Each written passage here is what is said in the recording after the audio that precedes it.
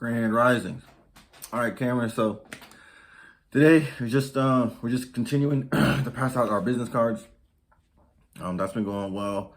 I had a couple of different, I had this thing where I had to, I had to end the relationship, needed to for my own healthy sake, and that was cool. That was fine. But as I'm getting older, I'm getting into more experiences. I'm realizing that conflict is, of course, like I said before, a natural part of living, as people, as me, as my personality and my ideas and my spirit grows, it will naturally encounter conflict with other people. So that's why I've been deciding, like, yeah, I need better defenses, one, and then two, I need to start like figuring out for myself what is my way and defining that, so that way I can decide, like, what are my strategies that I'm going to use to preserve my way. So there's, for many times, for a lot of Black people in America, it's conform. So that's one strategy. There's also adapting, which is one strategy. There's another, innovating. Then there's also directing, or I would say commanding, like direct, like, no, you don't do this, or go another way, or something like that. And for me, I have to know, when to use those different strategies, and then to commit fully to those strategies in that moment where I've decided, like, the best thing to do is to confront this thing head on. Confrontation is one strategy. Or to say, I need to adapt myself to this situation, because ultimately, long term, inside of whatever this situation is supposed to be bringing to me or sharing with me, I don't know what it, well, I'll be able to adapt to it, or I'm sorry, conform to it. And then also there's adapting, where that means I change a little bit about myself to adapt to that situation. But even so, inside of that, there still has to be a core of, who am I at my core? What is my way? What are the things that I stand for, I stand on? What's my platform? And I'm really getting to that. I can really tell that it's starting to come up out of myself as I'm doing more of these videos, and I'm recording a lot more content. And then also I'm writing down my dreams. And the reason I'm saying my dreams is because those are uniquely original ideas to myself and my human experience, which, like, they're all original, right? You know what I'm saying? Like, every person lives a unique, original life, influenced, of course, by other people, the general public, and in their own emotional state as they're going through life, and what they've done when they were raised up, and their family. And so in some ways, I'm seeing how I am different from my family, like my brother, my dad, but I also know that I'm very similar to them, because they are my family, or my uncle, my cousin.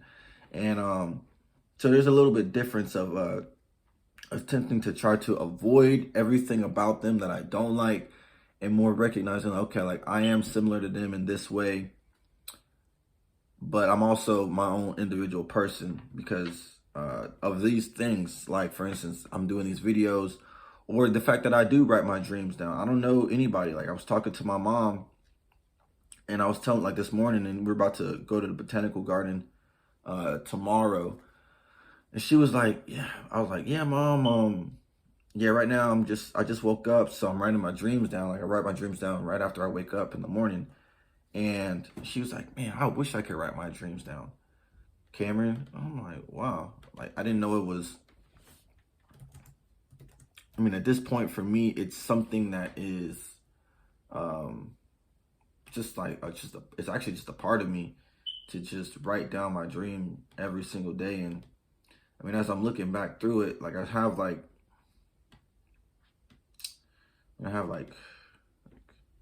300 dreams, something like that I've written down. Yeah. Just in like a dream journal on my phone. So that's like, that's a very large body of content, which even this morning I was watching videos on, like, how to write how to write a novel. And they were talking about, they started with short stories, then they moved into novels, and then they moved into screenplays and movies and such. And I definitely see that as being a pathway for me in my very active mind, because I do have a very broad mind. People have described me as eclectic. So in a way, you know, the more I read, the more I can write. And still at the end of the day, any of the money that I get from those writings will come back and build up my estate, my real estate. So that's why I'm also passing out these business cards. That's not stopping for anything. So I do have a couple offers I'm about to put in for my client this morning as well on a property we've been looking at. So that's, you know, I'll write those up and send those over to him. But I'm just, you know, in many ways I am finding myself, but I am like, I actually am I'm finding myself being revealed to myself, which includes writing my dreams. Like, man, like I have like, let me just read one of these dreams, right? Because they keep, I mean, it's not going to stop, but it's probably the first time I've mentioned it on camera. All right, so here we go. Story time. Dun, dun, dun. In my dream, a new platform drops and everything changes how people do things. There are these sock dolls which I embody that I can modify every day using everyday materials. New people are joining and logging on every day. Some are men and some are women.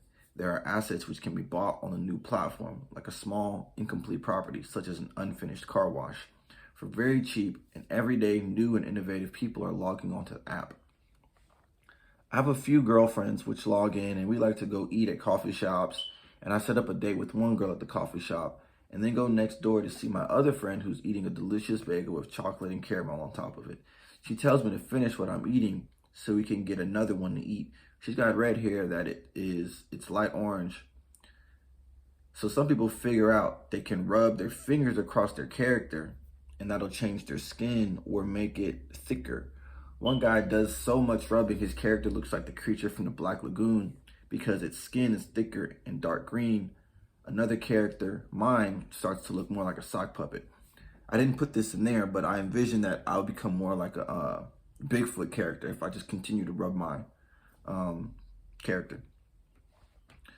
Over time, more and more players log on, and then there's a type of education system I end up in with other players until I get some paper signed by the dean of a school, which through him, I'm able to ride to the 81st floor of a building. This is a rare and highly desired prize for everyone, and it sends a buzz through the community. I don't even realize how people know so fast, and partly because the dean is with me, everybody surrounding me acknowledges what I'm about to do. So then the dean, mayor, and I need to talk, so we sit on a sky elevator and ask the other units or the other people to move. There's something about living above 1 to 100 stories high which changes your DNA. They get up, but then these tougher, not friends, not enemies, namely Edgar, sit down and will not leave, which is frustrating because only I have the opportunity, so why are they coming? Then we all pile out of the elevator to the work site and go in the door. It opened suddenly and I ran in. They were taking their time, so it closed after me. He knocks on the door and is also let in. He knows where the door is now, so there's no stopping him. As I'm inside, they begin to hand out neon vests and gloves. There's a group assembled, and instead of sitting in my seat in the middle, I'm off to the side picking out the materials to wear. We're preparing to go up. That's what the dream is about. So it's very, I mean, shoot, that dream is uniquely different from all my other dreams. I've never even had any of those thoughts before about, I mean, I've seen some videos out there about people who have built skyscrapers above the clouds. That would be cool. But that's what that was like months ago. So this is the dream. And yeah, so, you know, there's definitely a long life ahead. Just have to stay within my limits. And again, define for myself what is my, man, what's the word? It's like, it's like, what is it?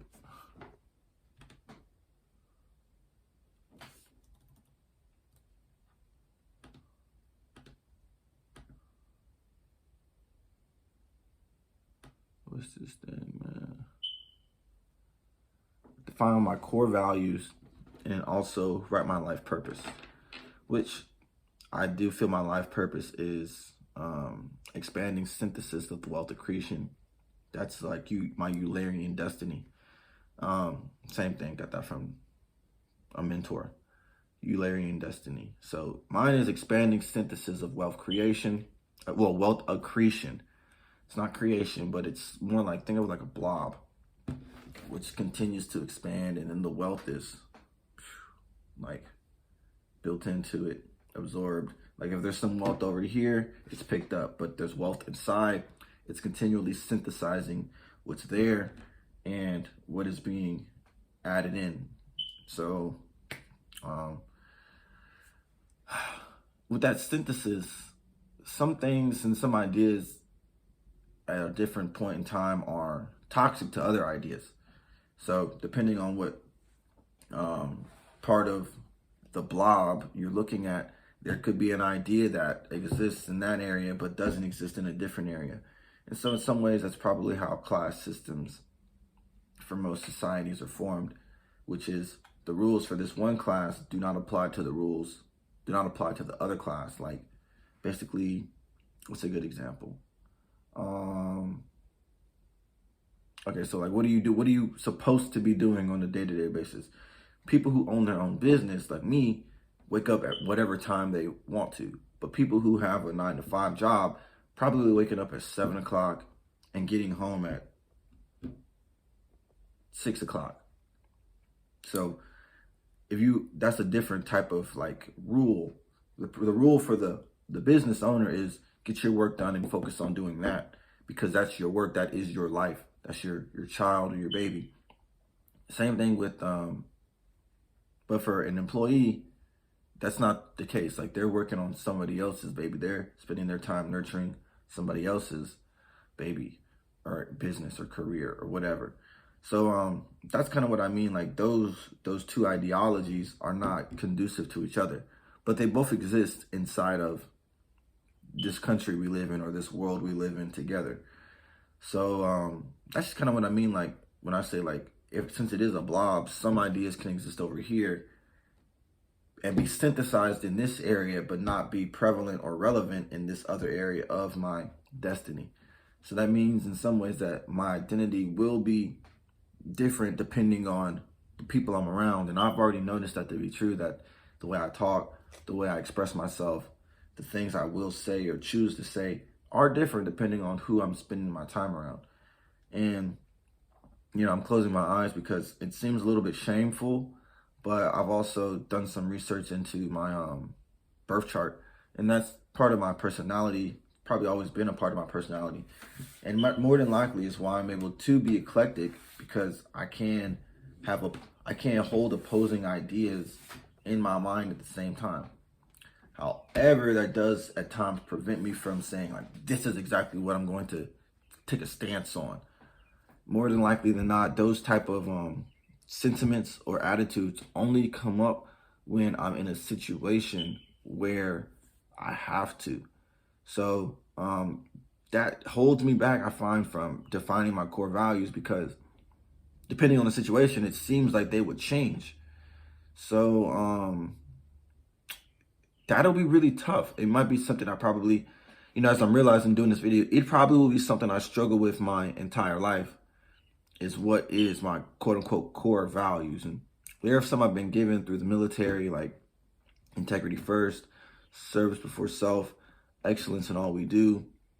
And, those are theirs. But the one thing I like, the service before self, I probably don't agree with that one, or the application of it, as much as I do with the other two, which are like integrity and excellence. So putting integrity first, yeah, I like that one. Excellence in all we do, I like that one. Service before self sounds like, sounds kind of like this is the thing, like as a business owner and not an employee, I provide a service. I am not a servant. So for me to say service before self implies that I'm a servant. Of course, in the military, you are a servant. You're an asset of the government. But as a person of like a business owner or independent entrepreneur, I'm in service to the public, but the only thing I do serve is my business. I'm a servant of my business. I'm a servant of me, right? Myself serves me, which is the creator of the business or the creator of the enterprise. So that type of core value is something to be worked on. But I'm sure, you know, that's definitely like how most organizations grow and change and develop, is they test their core values, right? That's how they test them. Like, you know, that's how they stay around, is they have to be tested through trial, tribulation, and the experience of life itself. So I can always find more core values in the books I have in my library. But me personally, what are they? What are mine? Right now, I can pretty much say expanding synthesis of wealth accretion. And sometimes that sounds like, you know, go with the flow, or as the seasons change with the seasons.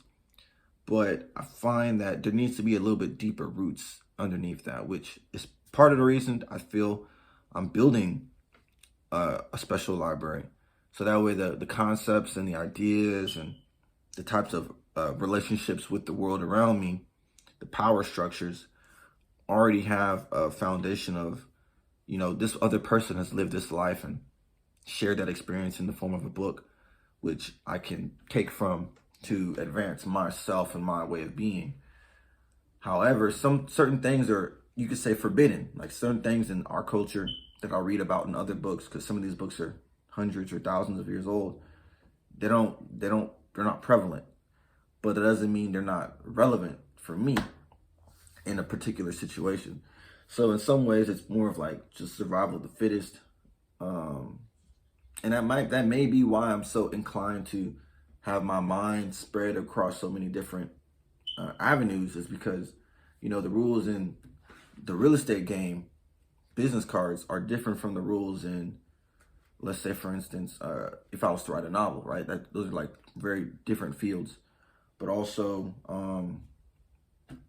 the interactions with people will always be there, which is why I should expect that. But I also know that when I'm going into the interaction, that the character that I am at that moment may change. You know, like, I'm a grand actor. Like, if I was in a movie or whatever, the person who's the actor in the movie, that's not their personality. That's just the character they're playing at that moment in time. But we don't know who these people actually are, what their natural attitude is towards the world. We only know what they want us to know at that moment in time.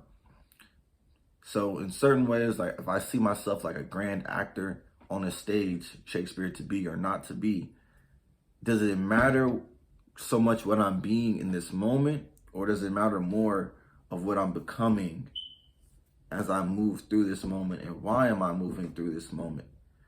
And again, that's what I said in my other video, like, that's the achievement. The achievement is to focus on what you're becoming, not so much what you are, quote unquote, at this particular moment in time. And I think that's part of the expansion, like the expanding synthesis of wealth accretion expands. So that's the becoming aspect. So for me, I just need to be, then, since I've said those things, I need to find the most conducive environment and create the most conducive environment, or like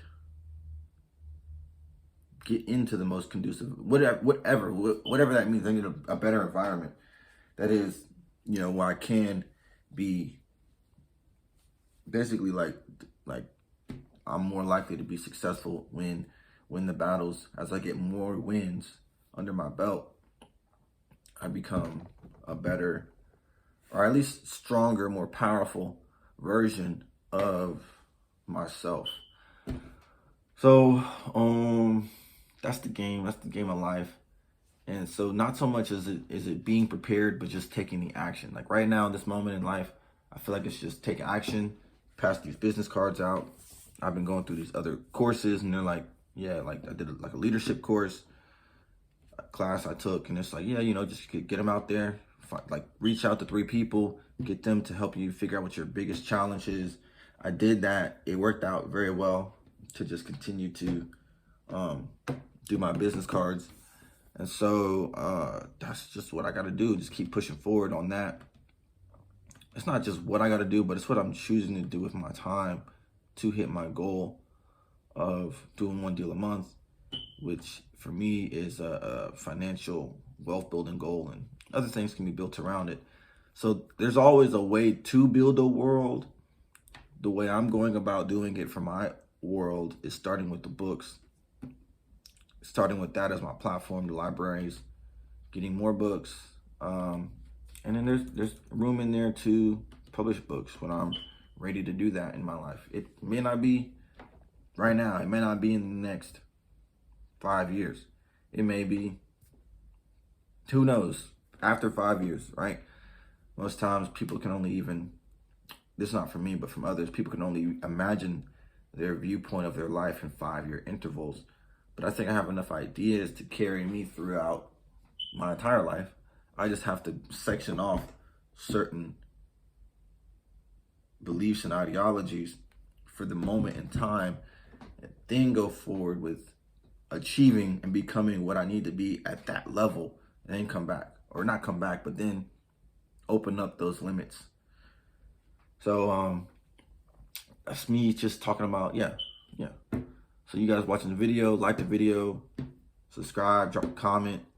I think this is getting better and better. I'm nearing that, like, I'm not near that 150 view, like, videos, but as I'm doing more and more of these videos, I definitely see how this is like gonna really get me like solidified on who I am, what direction I'm taking in life. And yeah, I like to say and a lot because I'm looking for the next thing, but many times it's just a period, which is what I mean, that even in my thinking, there's a, what more can I do? What more can I become? Sometimes there isn't more. Sometimes there's just a period.